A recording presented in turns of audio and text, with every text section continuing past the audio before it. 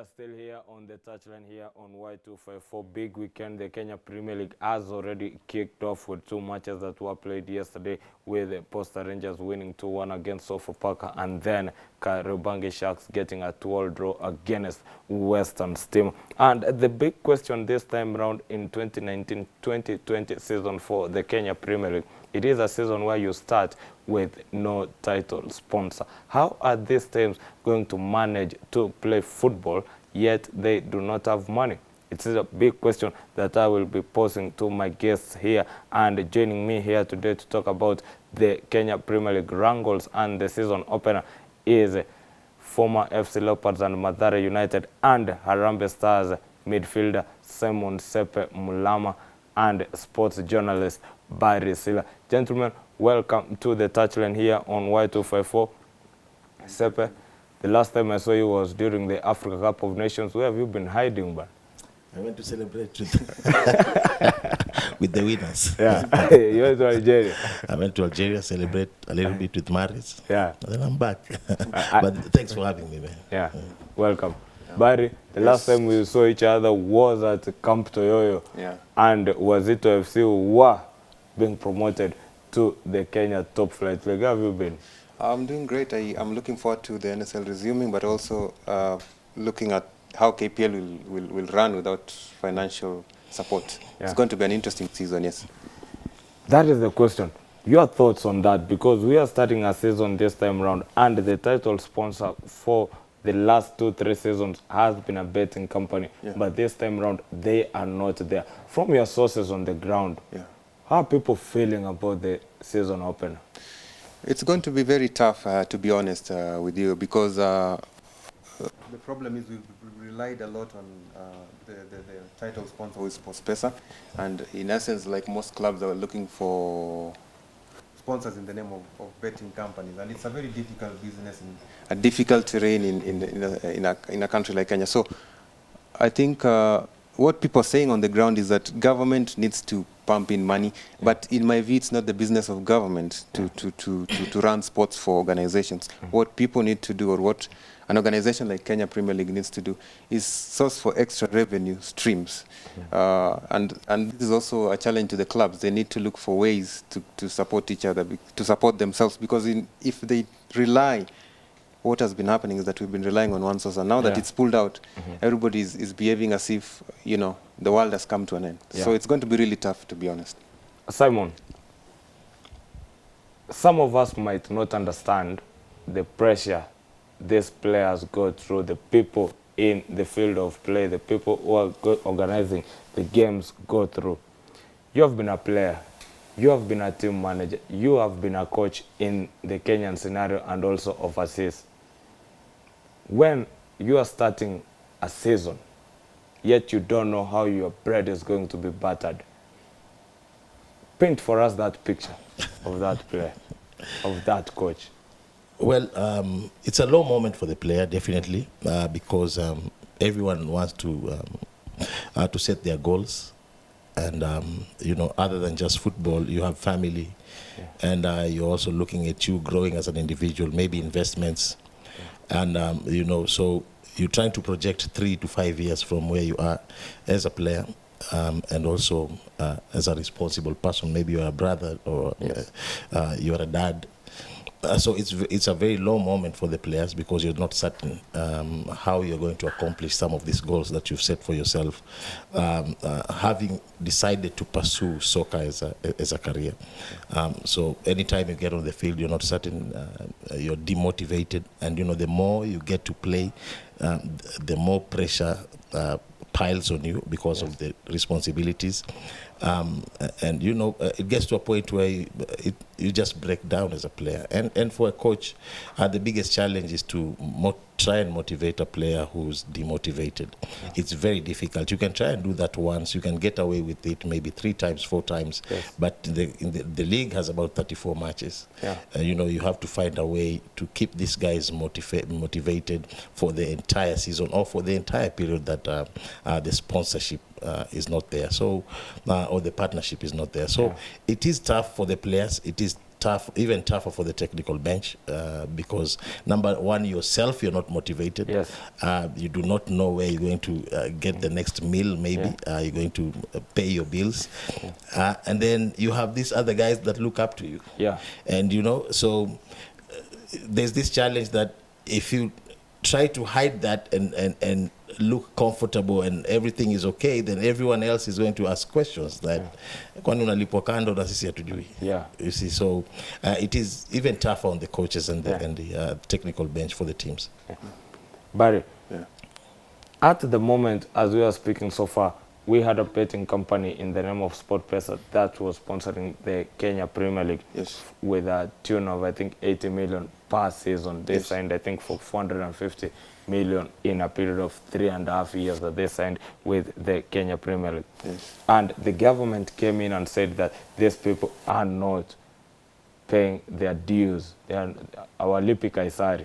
The big question will be, who is on the wrong between the betting companies who are sponsoring the sports events, considering that there was a law, the Sports Act that was passed in Kenya, came out with a law that said that if you are sponsoring sports activities, you are supposed to deduct that from your taxes. So far as we are speaking at the moment, who is on the wrong between the betting companies and the government? I think it's a gray area because there's a bit of back and forth between government and the betting companies. Betting companies, like any other company, they pay their dues, they pay their taxes. And this has been, I don't know if it's been misconceived, because you cannot operate in a country like Kenya and fail to pay taxes, and yet you're a giant international brand. So I think for me, the government and other agencies just need to put the checks and balances, that's for sure. But number two, these are the companies who are operating in the country must ensure that they pay the taxes. But that having been said, I want to believe that government can also try and work out a formula to accommodate these guys, because for example, like the biggest betting firm, which is Sportpesa, what it's done for sports, apart from football in this country over the years, has been massive. Yes, there's the argument that they are saying Sportpesa International is doing a lot of work outside there for foreign brands, like in Formula One and Everton Football Club and the rest. But we have also seen over the years what Sportpesa has done back here in the ranch, locally, especially football from mashinani to the top level. So what I'm saying is, if government could just find a way to bring these guys on the table and discuss to see a solution, because otherwise, since they put a good footing here, when they pull out, we are going to struggle. But like I said earlier, we really need to think outside the box and get other people. Sepe, the question will be, not only the betting companies, I think the biggest sponsorship we had before the betting companies had got to be Tusker, the EABL, when they came, I think, in the 2012 season, and they gave the Kenya Premier League 172 million to sponsor the league. That was the biggest deal that we ever had, and so far we have had many coming.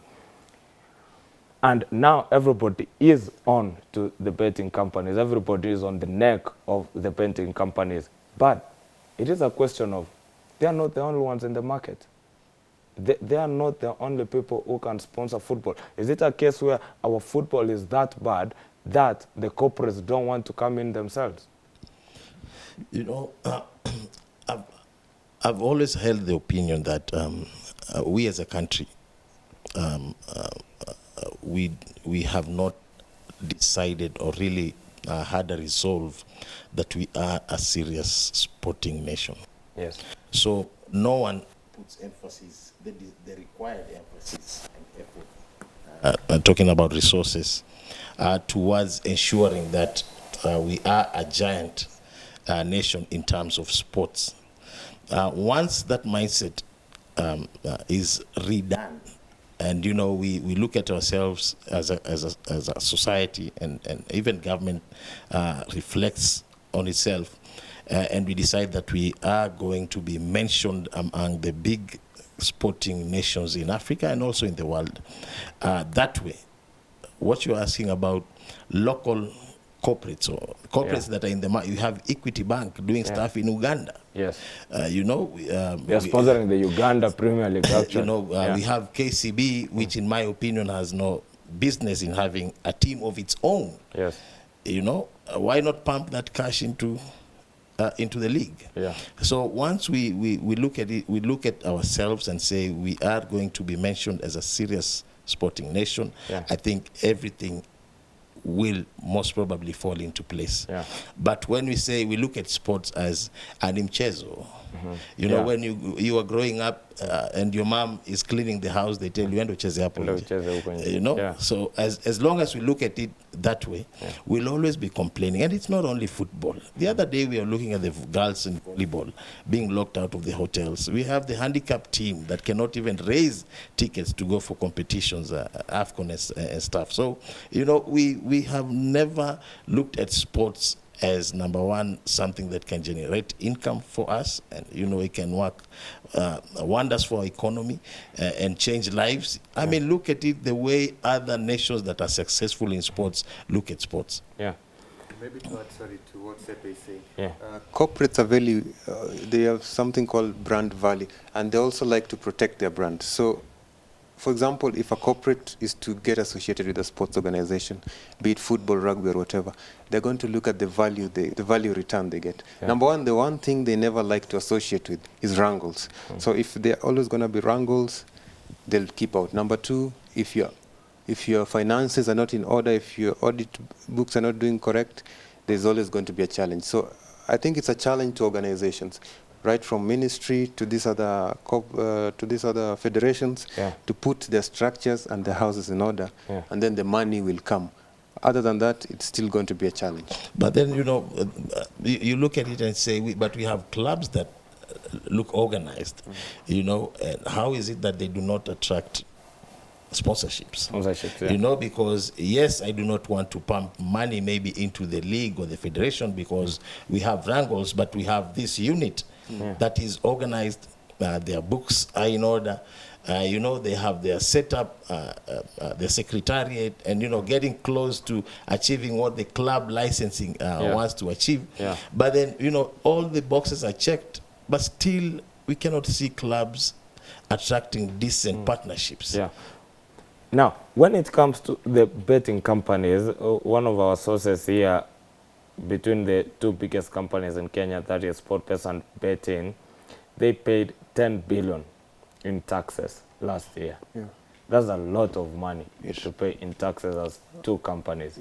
But the money you spend on these sporting activities, which is supposed to be deductible from the taxes that you have paid because of your CSR activities, it looks like a joke. It looks like you are actually out there, yes, saying that we are doing something for sports in Kenya, but it's just not even a dip in the ocean. It's just not good money at all. How do you put that into perspective now? Okay, I think for me, corporates, these companies are in the market for business. What they put in CSR is what I think they want to put out there as part of CSR. But you have to also realize that they owe their shareholders or whatever profits and everything. So, for example, I think they're doing, it's not like, I wouldn't say they're doing a favor, but this is the best they can do. And there's been argument about Sportpesa, for example, investing a lot outside. What you cannot compare the brand called Everton to a brand called Gor Mahia. No offense, maybe they're not in the same level value-wise. So maybe that's why you see Sportpesa going out there. So for example, if they pay their taxes 10 billion and they put, let's say, 500 million in sport, I believe they've done their bit. What needs to be done? I don't think there's a law that denies, let's say, an organization the right to get another partner to do other things aside from the main sponsor. That's my view. And plus, you know, with that argument also, you look at it and say, it's to your discretion. You know, if I decide to give you 100,000 for your job and I decide I'll give him 50,000, we should not be looking at it like how is it he's giving 100 over there? And it's to my discretion, because I know how I've made my money and how I've planned for it. So there's no way you'll be from outside looking in and saying, since it's 100 is going to Everton, why is 2 coming to Kenya? I mean, that's a baseless argument. The way you've put it, let me follow it up from there, Sepe. We have got these companies here in Kenya. We never had betting a big thing in our country here. I think the biggest we had was the lottery, the Kenya charity sweepstakes, the biggest that we ever had in the country. But this time around, we've got Sportpesa, we've got betting, we have got, I think, over 30 companies that are in the market to do this. And let's not lie to ourselves. The Kenya Revenue Authority has not been godly. They have not been perfect. They have not been good in what they do. Is it a scenario where everybody is out there saying, these people are actually making money, we need to mint that money? Or how do you put it? It could be, though I would hate to, Put it like that. to speculate and maybe talk about someone who's not there to defend themselves. But to the layman, outside looking in, you're looking at it like, why is it all of a sudden this? And why is there so much effort in this? As a layman, I look at it and say, maybe someone wants a piece of the cake. Who knows?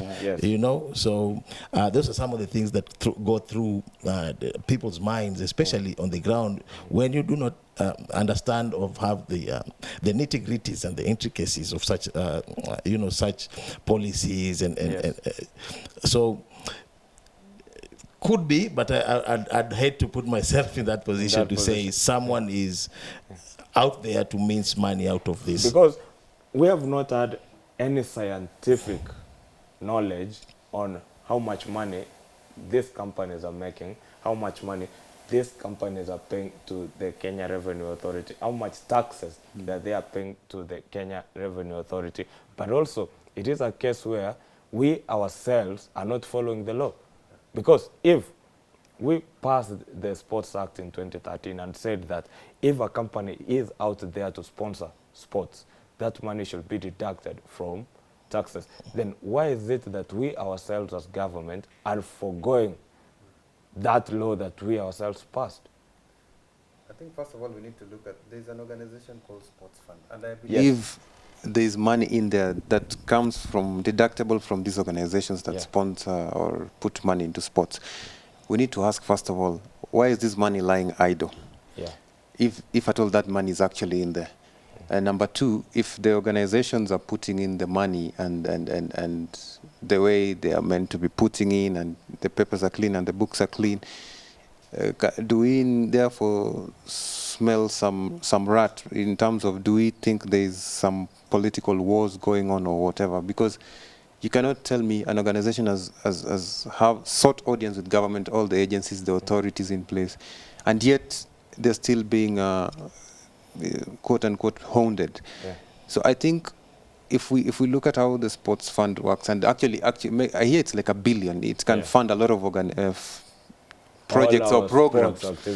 We wouldn't be going with begging balls every now and again.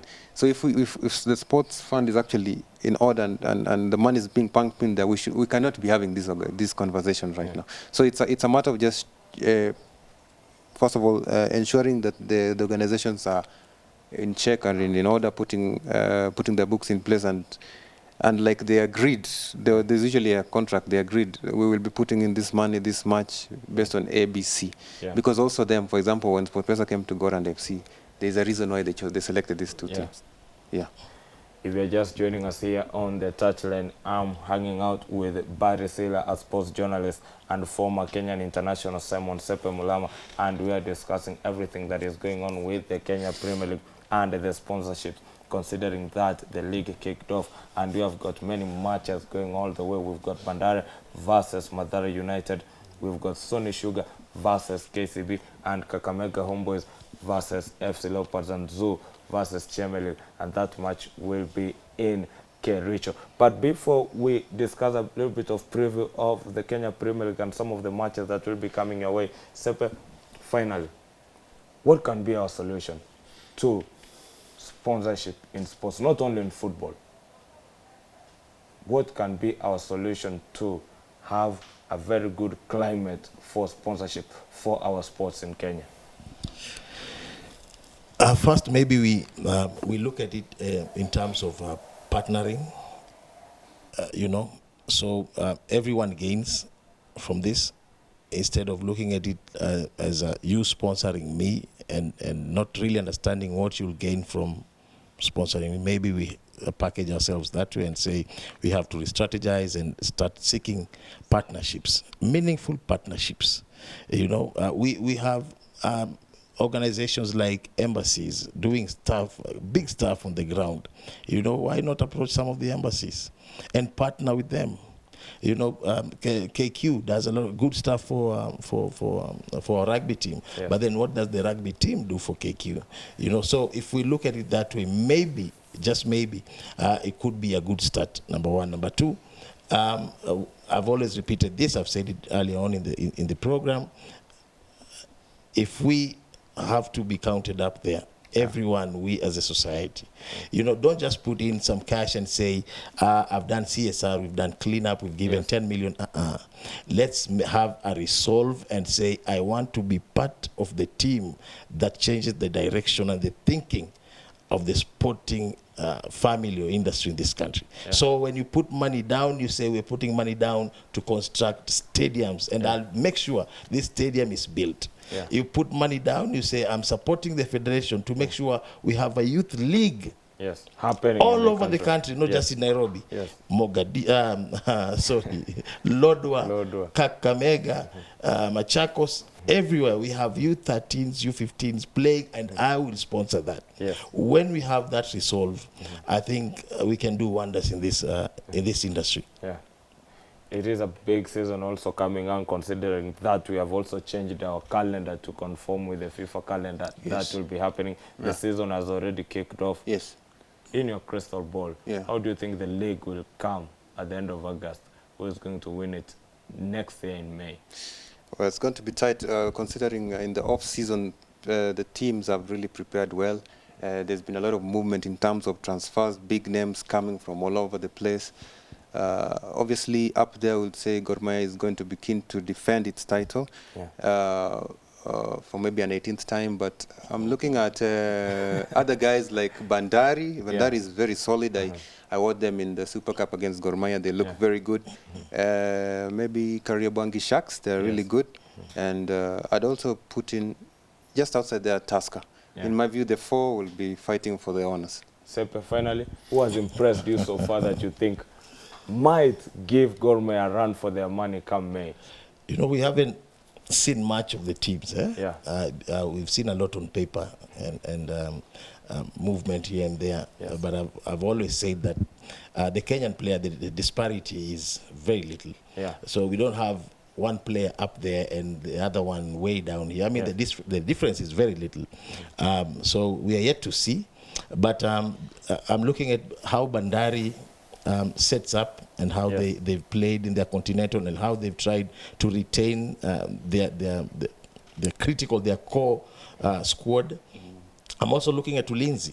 Just finished the military games, and that's a very, very good preparation before you get into the league. If they come into the league with that momentum and the impetus, I think we have great challenge on Gor Mahia. But Gor Mahia still remains to be the team to beat. Yeah. Thanks a lot, gentlemen. Really appreciate it here. Simon Sepe Mulama, former Kenyan international and sports journalist, Barry Silla, joining us here on the touchline to talk about the Kenya Premier League, the preview, and everything that is happening, considering this is week 1 of the Kenya Premier League. We are breaking with the dream that Paul Bitok has for Kenya. He was in Rwanda for 10 years, and what he did for Rwanda, he brought them to the top 3 rankings in Africa when it comes to volleyball. What is his dream for Kenya, considering that he is back home and is guiding the Malikia Strikers? What can he do for us? That is our part 2 interview with Paul Bitok. And when we come back, we'll be talking to Robert Arasa, who is the head coach of Muli Children Football Club, and what they did over the week.